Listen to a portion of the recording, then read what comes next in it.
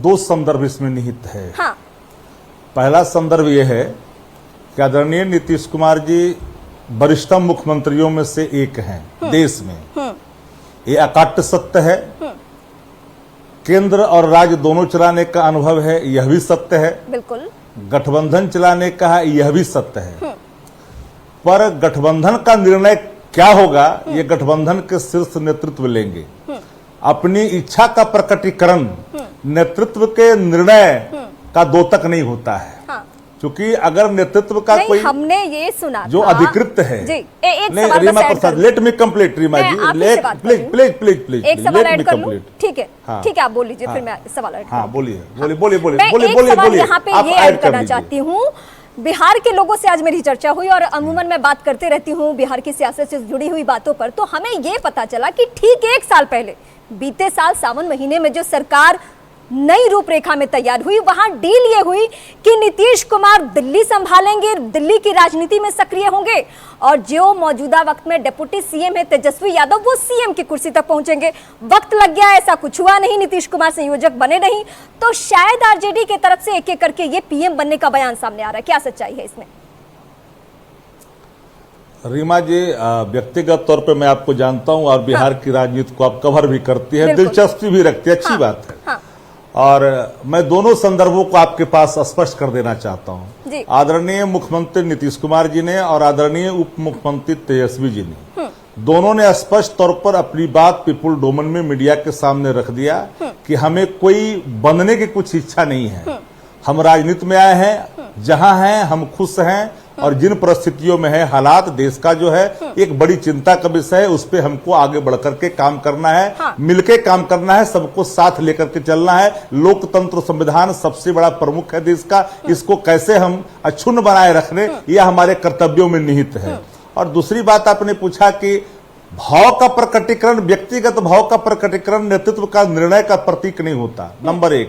और कोई भी व्यक्ति, पहले ही हम लोगों ने तय कर रखा है कि गठबंधन और नेतृत्व पर कोई बात करने के लिए नेतृत्व ही अधिकृत है और ये गठबंधन, इंडिया गठबंधन के लोग तय करेंगे कि प्रधानमंत्री के उम्मीदवार कौन होंगे।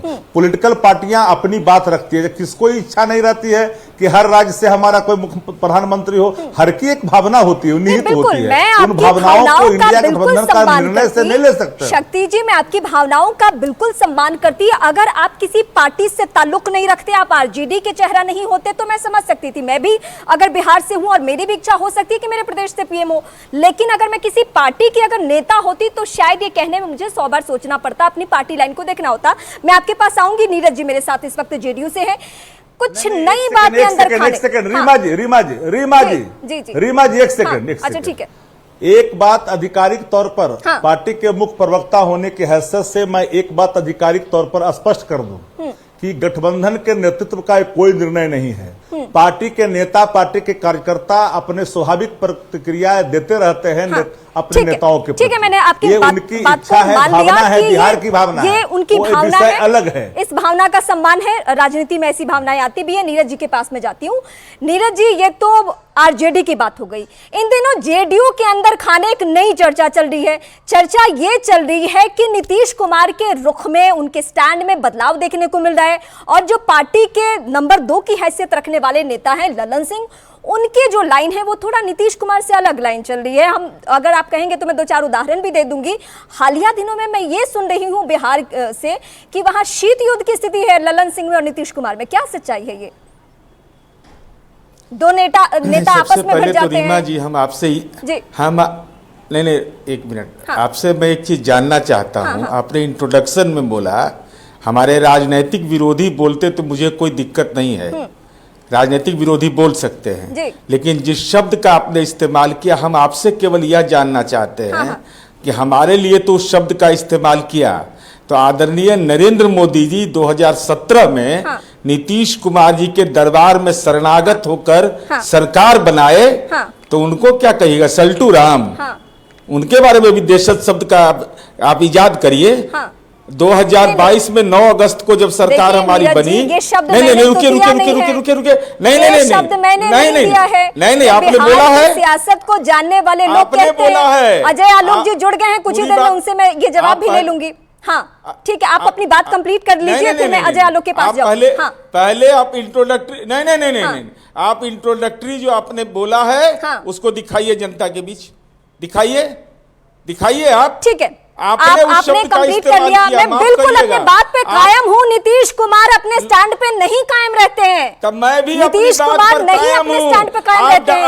आज भी बिहार की सियासत को लेकर चर्चा ऐसी चल रही है कि कुछ बदलाव होने जा रहा है। नामाकरण करिएगा आप, कुछ बदलाव होने जा रहा है। किसने अधिकार दे दिया आपको? कुछ बदलाव होने जा रहे हैं। अजय आलोक, मैं आपके पास आती हूँ।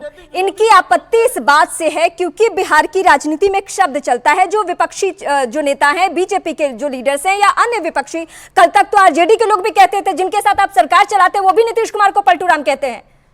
इस बात पे इतनी आपत्ति क्यों, अजय आलोक?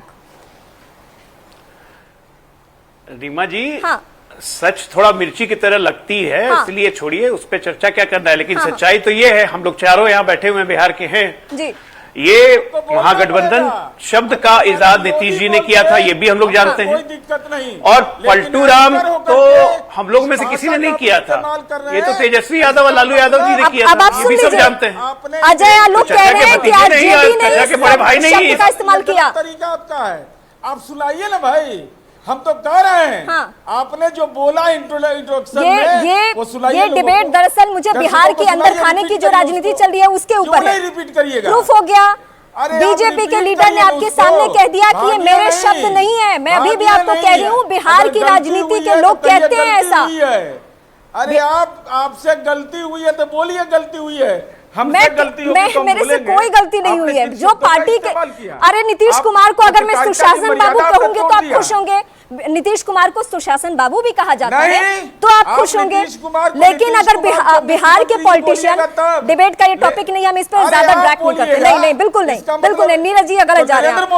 अजय आलोक, खबर ये मुझे मिल रही है कि अंदर खाने बहुत कुछ चल रहा है। नीतीश कुमार की पार्टी में बहुत कुछ गड़बड़ है। ऐसा नंबर 2 की हैसियत पे जो ललन सिंह है, उनके साथ कुछ मनमुटाव की खबरें चल रही है। मुझे तो ये भी पता चला कि 2 नेता आपस में भिड़ गए नीतीश कुमार के सामने, या अशोक चौधरी का नाम सामने आ रहा है। क्या सच्चाई, आप बेहतर तरीके से बता पाएंगे? देखिए, ये भिड़ना उड़ना ये लगता रहेगा। हाँ, क्योंकि जब आपसी विश्वास नहीं हो और आपस में एक दूसरे पे भरोसा नहीं हो तो ये लड़ना भिड़ना लगा रहता है। जेडीयू का आज भी सबसे बड़ा घड़ा जो है पार्टी के अंदर में, हाँ, वो कहीं से भी आरजेडी के साथ आके स्वतः कंफर्टेबल फील नहीं करता है। ये बिल्कुल सच्चाई है। नीतीश कुमार खुद अनकंफर्टेबल हैं, ये भी एक सच्चाई है। नीतीश कुमार खुद उथल पुथल की स्थिति में रहते हैं, उनके बॉडी लैंग्वेज से, उनकी हरकतों से पता चलता है। और अभी हाल फिलहाल में जिस तरह से अशोक चौधरी जो और ललन सिंह के बीच में जो हुआ, उसके बावजूद अशोक चौधरी बरबीघा जा रहे हैं प्रोग्राम करने, तो ये बिना नीतीश कुमार के कंसेंट के नहीं हो सकता है जेडीयू में। जेडीयू को हम लोग भी जानते हैं, काफी समय बिताया है जेडीयू में। तो निश्चित तौर पे अब इस उहापोह की स्थिति में आज की तारीख में नीतीश कुमार की हिम्मत, नीतीश कुमार और ललन सिंह में कुछ मनमुटाव हो, ये संभव नहीं है। नीतीश कुमार नाराज हो सकते हैं, लेकिन अभी किसी की हैसियत नहीं है कि नीतीश कुमार से कोई मनमुटाव करे। अब नीतीश कुमार की नाराजगी क्या रंग लाएगी ये तो समय बताएगा। लेकिन सच्चाई यही है कि आपसी विश्वास न राजद जेडीयू में है, न कांग्रेस आरजेडी जेडीयू में है। आपके पास आऊंगी, कोई 10 सीट मांगेगा, कोई 15 सीट मांगेगा। नीरज जी, मैं आप ही के पास आऊंगी, मैं आप ही के पास आ रही हूँ। प्लीज एक बार हम सुन लेते हैं। चलाइए, क्या चलाइए? इंट्रोडक्टरी बाइट चलाइए आप। नहीं, आप एक बात पकड़ के बैठ गए हैं, मैं प्रूफ कर चुकी हूँ। अजय आलोक बिहार की राजनीति के बड़े चेहरा हैं, वो प्रूफ कर चुके हैं, आपके साथ वो रह चुके हैं। अच्छा अजय आलोक जी, आप पुराने दिन को याद करके बता दीजिए, क्या ये जो शब्द मैंने अपने दर्शकों के सामने कहा, वो भी ये कहा कि लोग ऐसा कहते हैं, ये मेरे शब्द नहीं है, ये मैंने इजाद नहीं किया है, गलत बोल रही है, ये मेरे शब्द नहीं है। गलत नहीं, चलाइए ना, चलाइए।